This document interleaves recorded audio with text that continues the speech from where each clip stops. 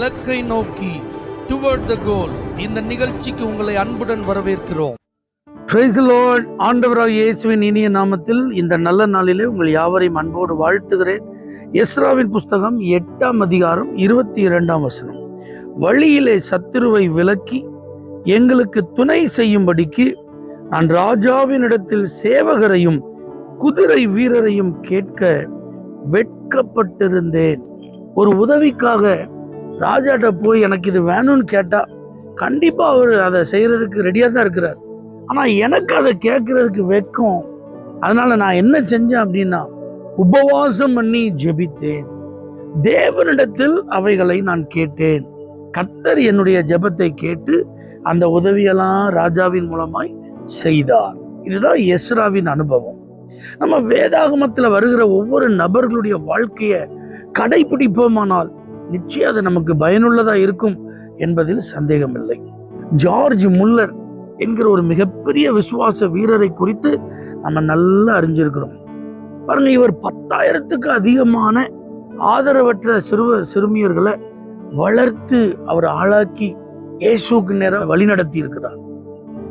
3 வேளை அவங்களுக்கு ஆகாரம் கொடுக்கணும், அந்த பிள்ளைகளுக்கு படிப்பிற்கான தேவைகள் சந்திக்கப்படணும், உடுத்துவதற்கு உடைகள், தங்குவதற்கு நல்ல வசதியான இடம், இவைகள் ஒன்றிற்கும் ஒரு நாளும் ஜார்ஜ் முல்லர் எனக்கு இது தேவை இருக்கு, எனக்கு இவ்வளவு தேவை இருக்கு அப்படின்னு ஒருத்தர்கிட்டையும் ஒரு நாளும் கேட்டதில்லை என்பது அவரை குறித்த வரலாறு.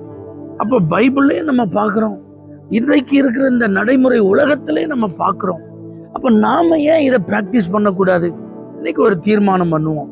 எவ்வளவு பெரிய தேவையோ அல்லது சின்ன தேவையோ, அவசரமான தேவையோ அல்லது அவசியமான தேவையோ, இவங்கள்ட்ட போய் கேட்டா கண்டிப்பா நமக்கு ஒரு ஃபேவர் கிடைக்கும், கண்டிப்பா நமக்கு ஒரு ஹெல்ப் கிடைக்கும், கண்டிப்பா இவங்க நமக்கு சப்போர்ட் பண்ணுவாங்க, இவங்க நமக்கு ரெக்கமெண்ட் பண்ணுவாங்க, கேட்ட உடனே தயங்காம நமக்கு கொடுப்பாங்க, எதையுமே யோசிக்காம கேட்டதுக்கு மேலேயும் செய்வாங்க. இப்படிப்பட்ட நிறைய உதவிக்கரங்கள் நம்மை சுற்றில இருந்தாலும் அதெல்லாம் கொஞ்சம் ஒதுக்கி வச்சுட்டு தேவனை நோக்கி பார்க்க பழகுவோம், தேவனை தேட பழகுவோம், உபவாசத்தோடு ஜெபித்து அவருடைய சமூகத்தில் அவரிடத்திலிருந்து உதவியை பெற்றுக்கொள்ள நம்ம காத்திருப்போம். நீங்க நினைக்கலாம், இது ரொம்ப கஷ்டமே, எப்படி இதெல்லாம் பிராக்டிஸ் பண்றது?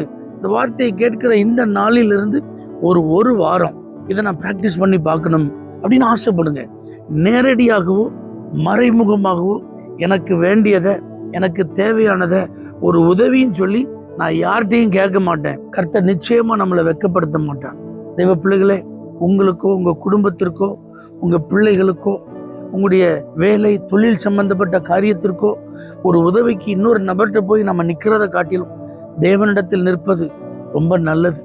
இன்னொருத்தங்கள்ட்ட கையேந்திரதை காட்டிலும் தேவனிடத்துல கையேந்திரது ரொம்ப ஆசீர்வாதமானது. பிராக்டிஸ் பண்ணி பார்த்து நாமும் இந்த எஸ்ராவை போல, நாமும் ஒரு ஜார்ஜ் முல்லரை போல மற்றவர்களுக்கு சாட்சியாய் வாழ்வோம். கர்த்தருடைய நாமம் அதன் மூலமாய் மகிமைப்படும். தேவனே, இப்படி ஒரு நல்ல அனுபவத்தை நாங்களும் கை கொள்ள எங்களுக்கு உதவி செய்யும்.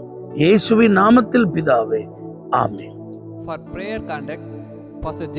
Kumar, El Shaddai Ministries, 9500252586, Surandai.